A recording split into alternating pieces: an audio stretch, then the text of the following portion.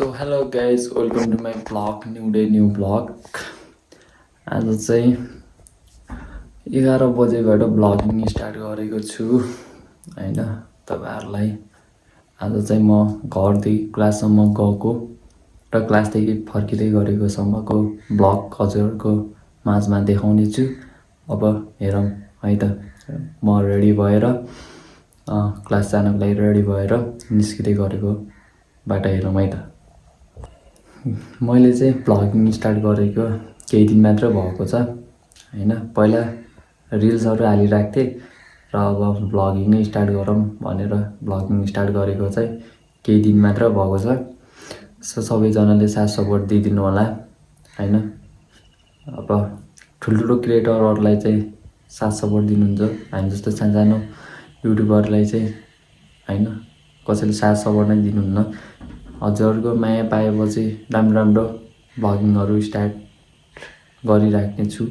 यो भ्लगको जर्नी चाहिँ जुन मैले स्टार्ट गरेको छु, अब चाहिँ डेली भ्लग हाल्ने कोसिस गर्ने छु। कहिले कसो केही समस्याले गर्दा हाल्न पाएन भने त्यसको लागि क्षमा प्रार्थी हुनेछु म। र त्यही गाइस, अब चाहिँ म रेडी भएर क्लास जानको लागि निस्किन्छु।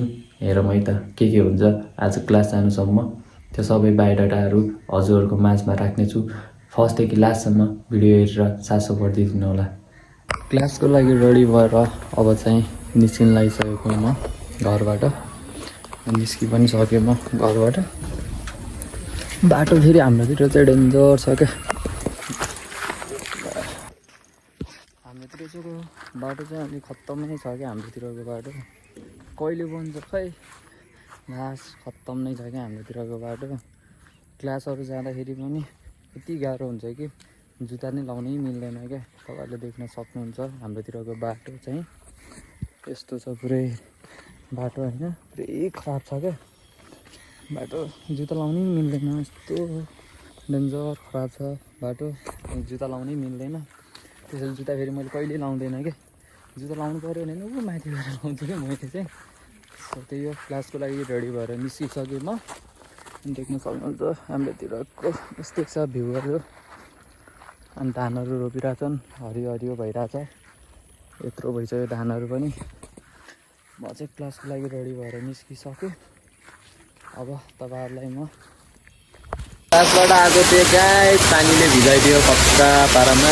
क्लासबाट आएको थिएँ, पानीले भिजाइदियो क्या। यस्तो भिजाइदियो। अर्काको घरको साइडमा बसेको छु।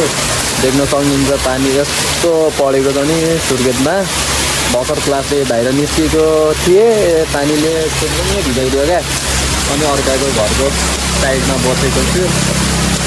यस्तो भिजाइदियो, छाता पनि ल्याएको छैन यार। बेलत बनाइदियो भने यस्तो भिजाइदियो भने टी सर्टहरु सब भिजाइदियो कि, ब्यागहरु सबै भिजाइदियो। अनि यस्तो पानीमा के जानु घर है भनेर यसो अर्काको घरको यता साइडमा बसेको।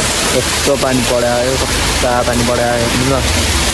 यस्तो पानी पड्यायो नि, अब के भनौँ तपाईहरुलाई। यस्तो दामी पानीबाट मान्छेहरु आइरहेछन्।